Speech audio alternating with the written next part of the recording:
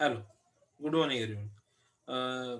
Last time आता कालचा lecture आपण गॉर्डन मॉडेलचा पाहिला. त्याच्यानंतर मग आजच्यासाठी मला परत निकिताचं असं म्हणणं आलं, की आपण सर एक वॉल्टर प्रॉब्लेम सुद्धा दाखवा. त्याच्यामुळे आपण आज पाहणार आहोत आपण वॉल्टर मॉडेल आणि मग आपण मंडे पासून काय करणार आहोत आपल्या नवीन लेसनला स्टार्ट करणार आहोत. सो कालचा एक गॉर्डन प्रॉब्लेम आणि आजचा एक वॉल्टर प्रॉब्लेम पाहिला, की आपलं ह्याचं म्हणजे हा सिलेबस किंवा हा जो पहिला चॅप्टर आहे, हा कंप्लीट होईल. मग आपण सेकंड चॅप्टरकडे जाणार आहोत. ओके. सो आता मी तुमचा घेतोय हा वॉल्टर प्रॉब्लेम आहे. Hello, good morning everyone. Last लेक्चरला मी तुम्हाला प्रॉब्लेम दाखवला होता आता स्ट्रॅटेजिक फिनान्शियल मॅनेजमेंटचा, म्हणजे आपला वॉल्टर मॉडेलचा. ओके. तो आपण व्यवस्थित एक्सप्लेन केला होता. एक लक्षात आलं की अशा पद्धतीने एक्सप्लेन करून सुरुवातीचे काही 2 लेक्चर झाले आपले, त्या पद्धतीने लेक्चर रेकॉर्ड करून तुम्हाला ते फारसं समजत नाहीये.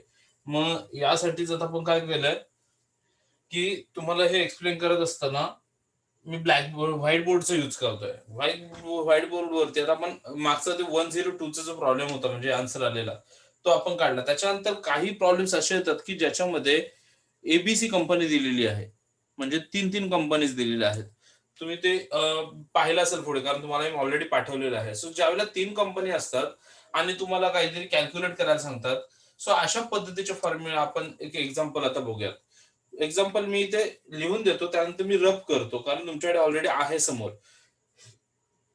पण कोणतं एक्झाम्पल घेतो हे समजण्यासाठी मी आधी लिहितो इथे. Following are the first one काय, following are the question, following are the following are the details regarding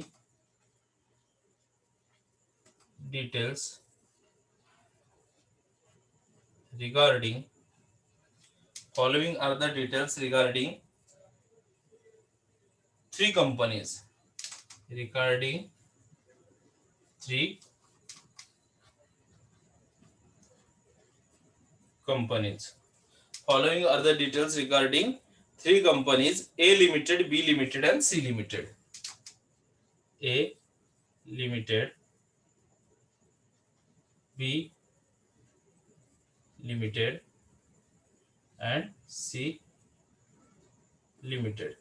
Okay. A Limited, B Limited, and C Limited. आता इथे 3 कंपनीचा डाटा दिलेला आहे. फर्स्ट वन दिलेला आहे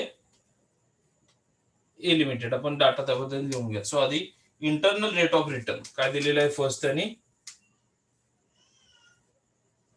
इंटरनल रेट ऑफ रिटर्न. आता इथे पण A limited, B limited and C limited. Okay, C limited अशा 3 कंपनीज आपण घेतलेल्या, A limited, B limited, C limited. Internal rate of return दिलेला आहे. Then cost of equity capital, cost of equity capital. Then दिलेला आहे earning per share. Then आहे earning per share, earning per share दिलेलं आहे. आणि देन काय म्हटलं त्यांनी, calculate value of an equity. काय म्हटलेलं आहे, कॅल्क्युलेट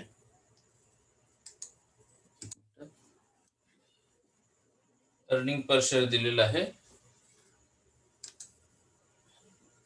हे दिसत नाहीये ना तुम्हाला,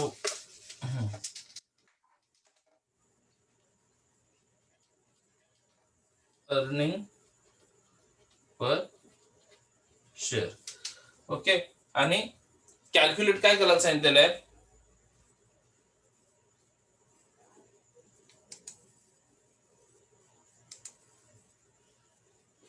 कॅल्क्युलेट काय करायला सांगितलेलं आहे तुम्हाला, share calculate value of an equity. आता हे मी कॅल्क्युलेट काय करायचंय हे नंतर लिहितो, कारण तुम्हाला इथे दिसणार नाही. त्याच्या आधी मी फक्त हे अमाऊंट लिहून घेतो, तुम्ही पटकन तो प्रॉब्लेम तुम्हाला पाठवलेल्या पीडीएफ मध्ये बघू शकताय, किंवा अदरवाइज मी ज्या पद्धतीने लिहिले त्या पद्धतीने तुम्ही तुमच्याकडे नोट डाऊन करून घेऊ शकताय.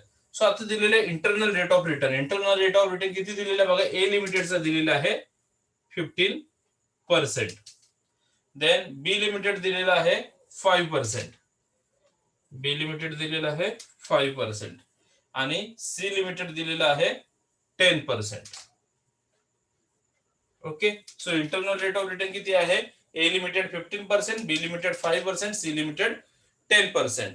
Then cost of equity capital. Cost of capital किती दिलेला आहे, 10% A limited, then 10% B limited and 10% C limited. So तिन्हीचं कधी आहे, 10% काय आहे कॉस्ट ऑफ कॅपिटल. आणि अर्निंग पर शेअर किती आहे, अर्निंग पर शेअर किती आहे, रुपीज 8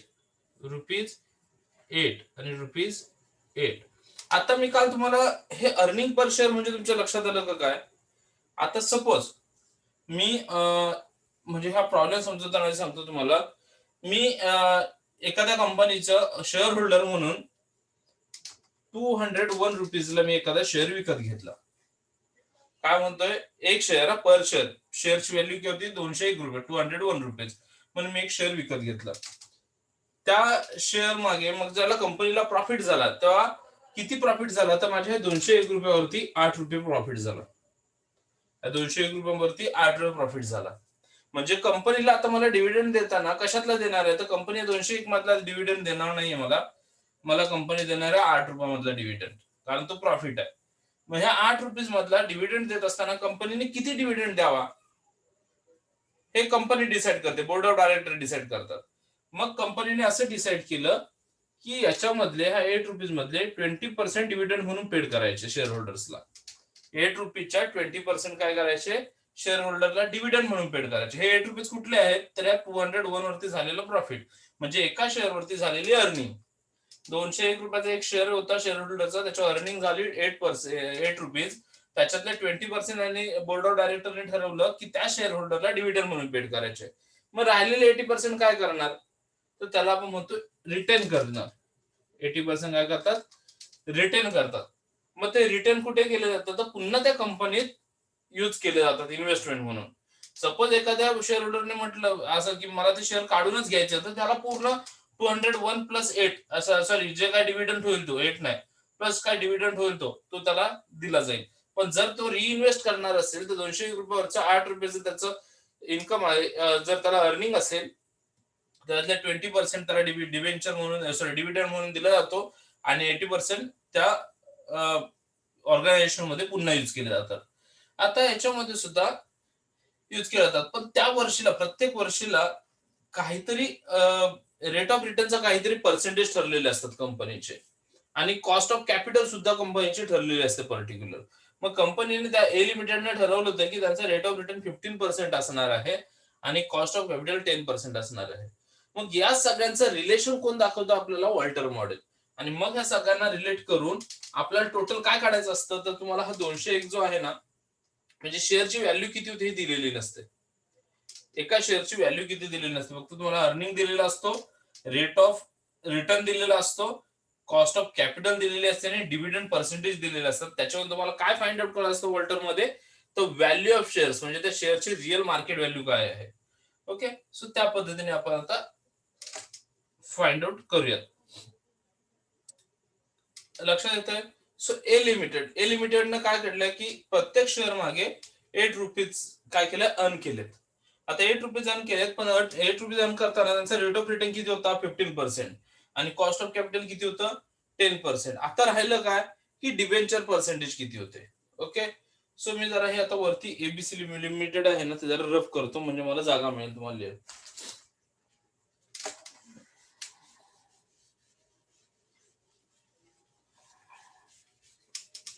ओके, सो आता इथे आपण लिहून घेऊयात. सो कॅल्क्युलेट त्यांनी काय म्हटलंय, calculate value of equity shares of each of 3 companies. Calculate value of equity shares, value of equity shares of each,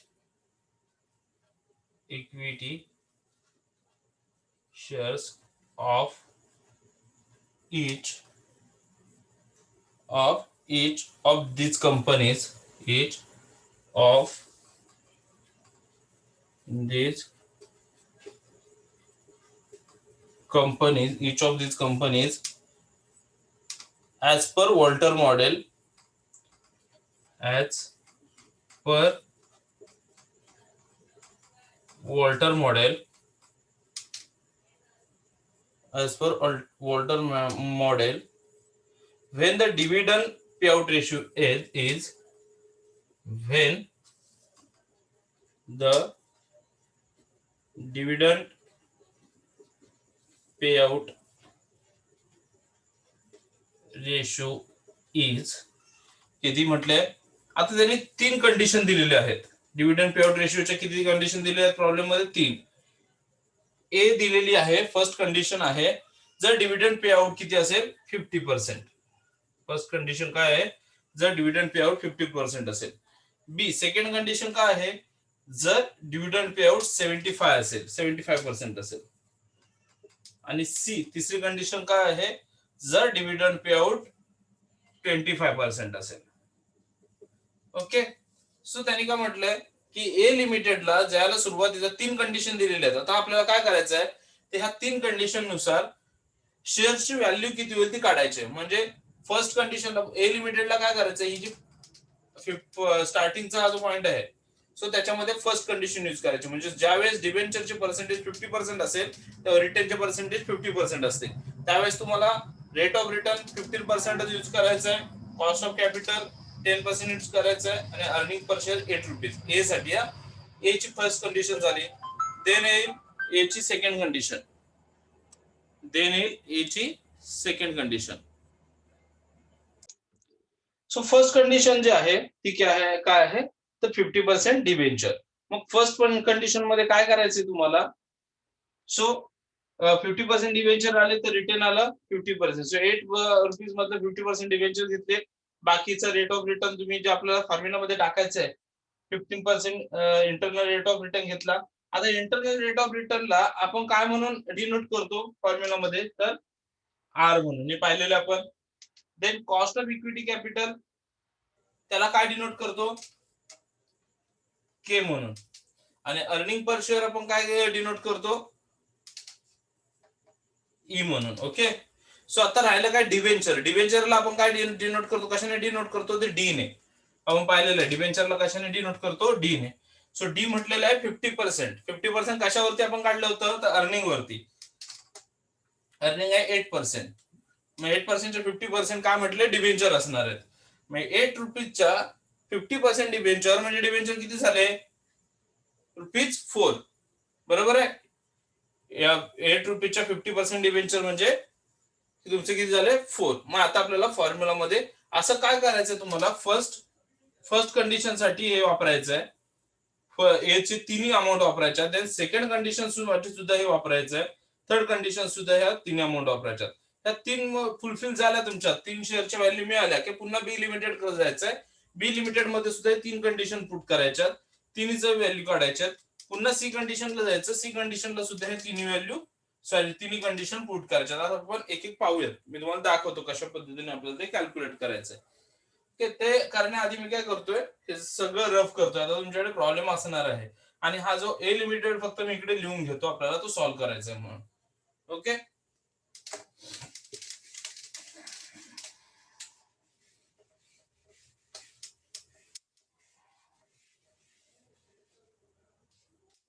okay. So इथे आपण काय करूयात, कंडिशन लिहून घेऊयात. कंडिशन काय आहेत? ए 50%, देन बी 75% आणि सी 25%. ओके, 3 कंडिशन लिहून घेतल्या, 50%, 75%, 25%.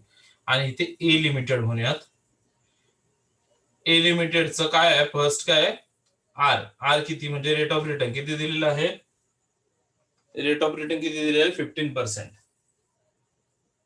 15%. Then K cost of capital 10% आणि ई अर्निंग किती दिलेलं आहे ₹8. ओके, सो अशा पद्धतीने ए लिमिटेड आपल्याला दिलेलं आहे. आता आपण काय करूया, त्याच्या सोल्युशन कडे जाऊया. सोल्युशन मध्ये फॉर्म्युला काय दिला होता आपल्याला, P is equal to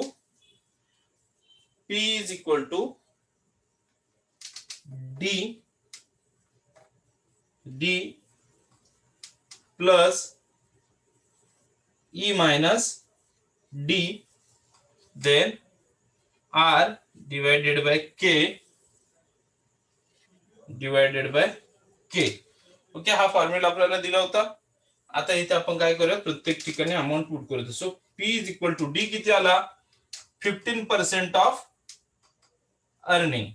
so 15% of, so D आधी बघूया. D is equal to 15% of म्हणजे 50 divided by 100 into 8. 15% of 8. So 0 8 into 5 40. 8 into 5 40 divided by 4 10 0. So 4 divided by 1 is equal to 4.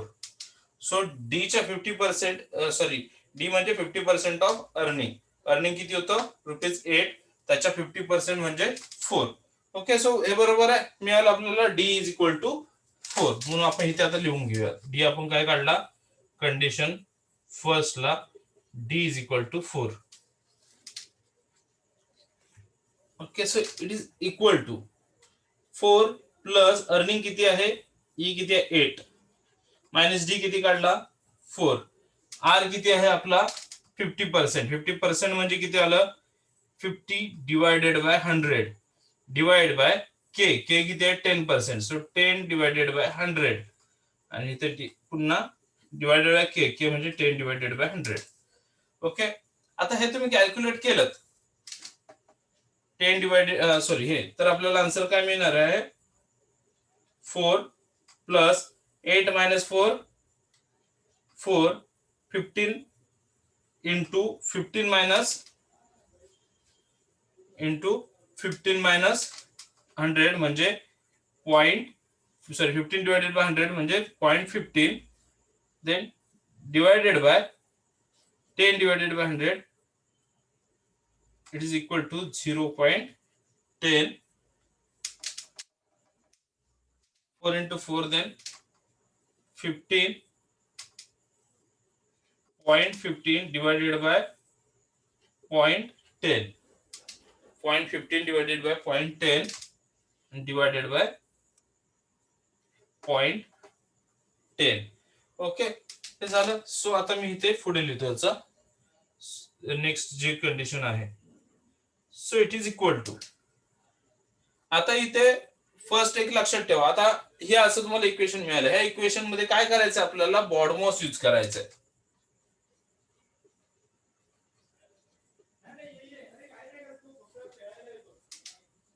BODMAS मध्ये काय आहे, B is equal to, B means bracket, A means of, D means dividend, M means multiplication, A means addition आणि S means subtraction.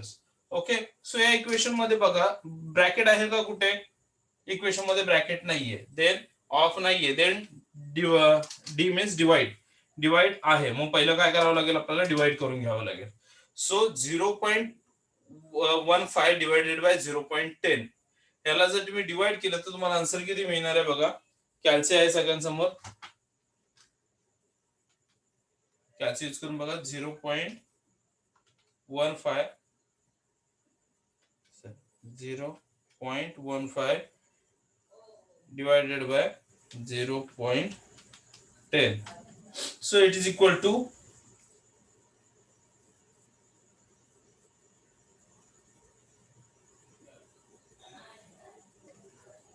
1.5.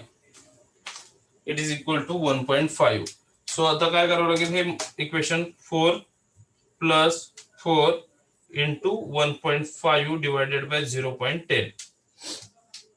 Okay, then next 4 into 1.5,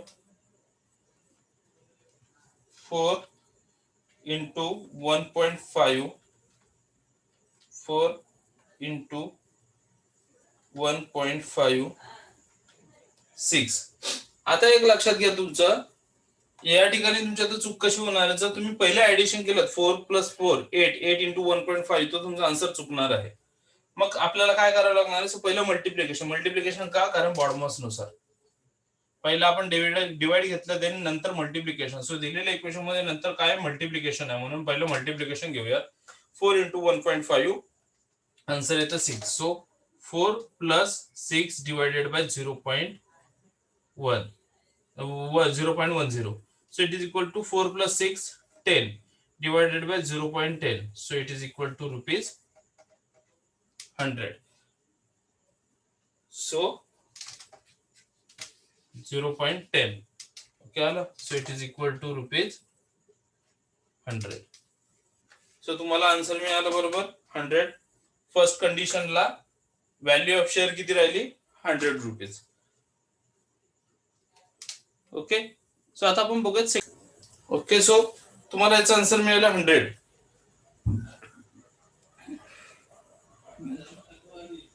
rupees 100. Okay, आता हे झाले तुमची first condition, म्हणजे dividend किती आपण paid केला होता 50%. सेम फॉर्म्युला ठेवा, सेम प्रॉब्लेम ठेवा. आता आपल्याला काय करायचं, जस्ट 75% ऑफ अर्निंग किती आहे, डिव्हिडंड किती आहे 75%. मग जर डिव्हिडंड 75% असेल तर तो किती होईल, 50% आपण काढला 4 रुपीज. आता आपण काय करूया, मी हे रफ करतो इकडची बाजू.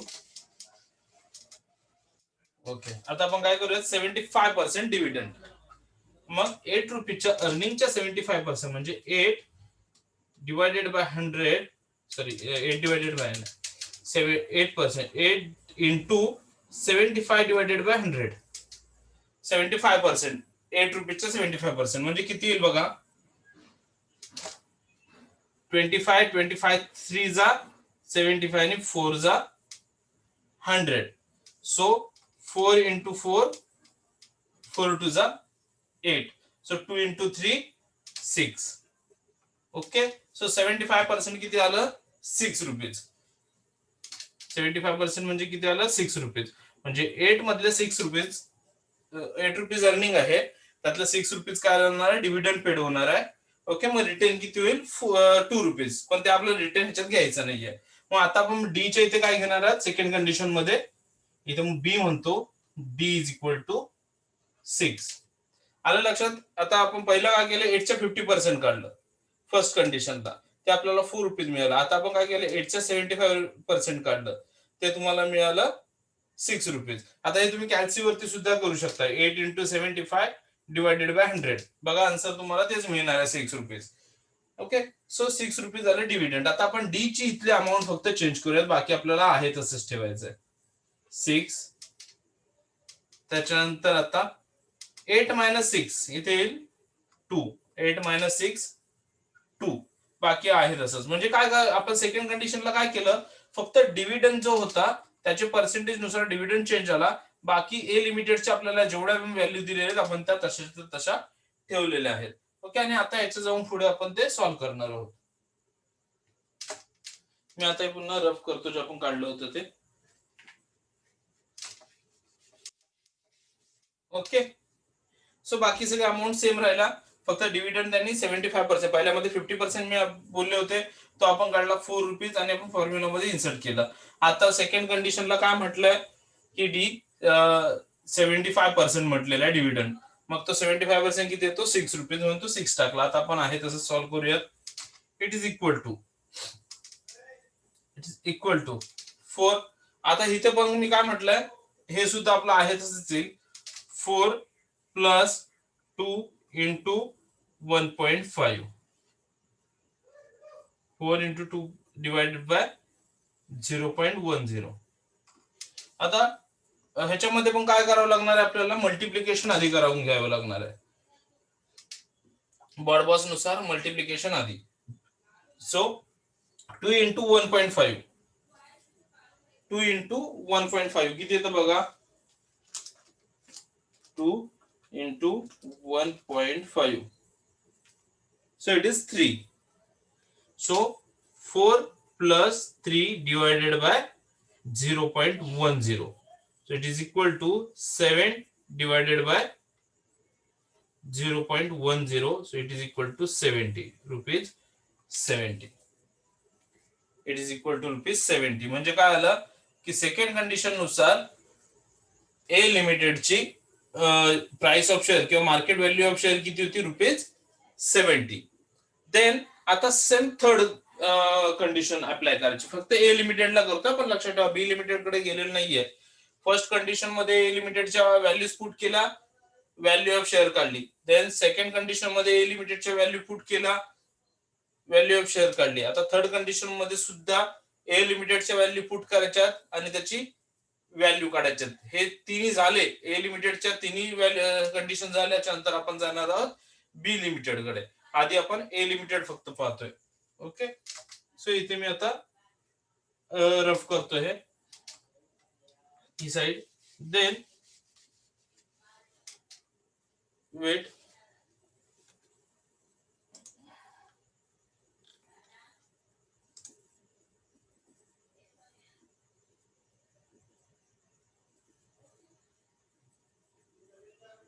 इथे आपलं चुकलंय थोडस, तुमच्या लक्षात आलं असेल. आपण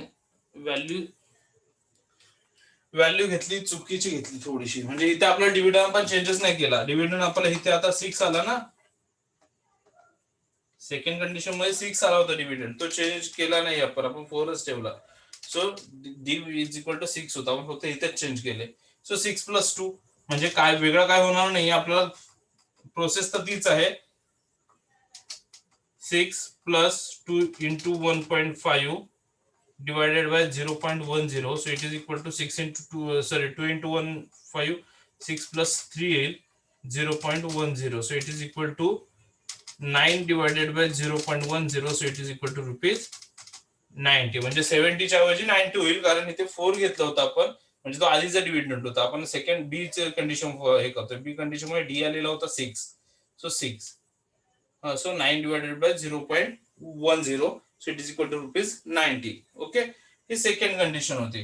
देन आता थर्ड कंडिशन मध्ये डिव्हिडंड कसा कॅल्क्युलेट करणार आपण, डिव्हिडंड किती येईल हे मला तुम्ही सांगा. 25% डिव्हिडंड आहे तर किती येईल तो सांगायचा आहे. So it is equal to 8 into 25 divided by 100. It is equal to 25 into 25 1 जा 25, 25 4 जा 100, 4 divided by 8 2. Sorry, 8 divided by 4 2. So dividend किती आला 2 रुपीज. ओके, सो आता आपण काय करूयात, इथे C third condition D is equal to 2. जर डी 2 असेल तर डी चेंजेस कुठे कुठे होतील, इथे होईल 6 च्या ऐवजी 2 येईल. इथे जिथे जिथे डी होता तिथे चेंजेस होतील, डी 2. देन इथे पण 2. आता 8 - 2, 8 - 2 किती येईल 6. 8 - 2 6. ओके, बाकी आहे तसंच राहील. सो आता आपण पुढे कंटिन्यू करूया. 2 सॉरी इथे पुन्हा 2 + 6 into 1.5. So divided by 0.10. So 6 into 1.5 किती येतं बघा, 6 into 1.5 it is equal to 9. किती आलं 9. So 2 + 9 divided by 0.10. So it is equal to 2 + 9 11 divided by 0.10. So it is equal to rupees 110. So third condition मध्ये value किती आली 110. मग तुम्ही ह्याच्यातून काय कन्क्लूड करू शकताय, ए लिमिटेडच्या ए कंडिशनला रुपीज व्हॅल्यू किती मिळाली होती पर शेअर व्हॅल्यू 100 रुपीज. बी कंडिशनला व्हॅल्यू किती मिळाली होती 90 रुपीज. आणि आता सी कंडिशनला किती मिळाले 110 रुपीज. म्हणजे कोणत्या कंडिशनला व्हॅल्यू जास्त आहे शेअरची, सो थर्ड कंडिशनला, सी कंडिशनला. मग याच्यावरून तुम्ही काय करू शकता, कन्क्लूड काय करू शकताय की ज्या वेळेस डिव्हिडंडची व्हॅल्यू डिव्हिडंडची जे पर्सेंटेज कमी होते, ज्यावेळेस डिव्हिडंडचे पर्सेंटेज कमी होते ए लिमिटेड मध्ये डिव्हिडंडचे पर्सेंटेज ज्यावेळेला कमी होते त्यावेळेस त्याची व्हॅल्यू ऑफ शेअर सगळ्यात जास्त होती. आलं लक्षात? हे कन्क्लूड करू शकता. तुमच्या लक्षात आलं? म्हणजे ज्यावेळेला 75% होते म्हणजे व्हॅल्यू कंडिशन मध्ये ज्यावेळेला डिव्हिडंड पर्सेंटेज ऑफ डिव्हिडंड सगळ्यात जास्त होते त्यावेळेस त्याची जी म्हणजे कम्पॅरिझनली काय होतं की त्याची प्राइस ऑफ शेअर किंवा व्हॅल्यू ऑफ शेअर कमी होती. आणि ज्या वेळेला त्याची कंडिशन मध्ये डिव्हिडंडची पर्सेंटेज ज्यावेळेला कमी होते म्हणजे डिव्हिडंड पेड आउट ज्यावेळेला कमी होता 25%, त्यावेळेस व्हॅल्यू ऑफ शेअर सगळ्यात हायएस्ट होता 110. हे कसलं आहे? ए लिमिटेडचं. ते कन्क्लूड मध्ये तुम्हाला लिहायचे कन्क्लुजन मध्ये. आलं लक्षात? सेम आता त्याच्यानंतर तुम्हाला बी लिमिटेड सॉल्व्ह करायचंय. सो ज्या पद्धतीने ए लिमिटेडच्या आपण तिन्ही कंडिशन ए लिमिटेड मध्ये ठेवून आपण सॉल्व्ह केलं, त्याच पद्धतीने तुम्हाला काय करायचंय की बी लिमिटेड मध्ये ह्या तिन्ही कंडिशन ठेवून सॉल्व्ह करायचंय. सो तुम्ही हा बी लिमिटेड जो आहे तो होमवर्क मध्ये घ्या, बी आणि सी लिमिटेड. ते जमलं तर बघा, जिथे कुठे प्रॉब्लेम येईल मला विचारा. ओके, आता मी इथे रफ करतो आणि आपण लेक्चर इथे स्टॉप करूया.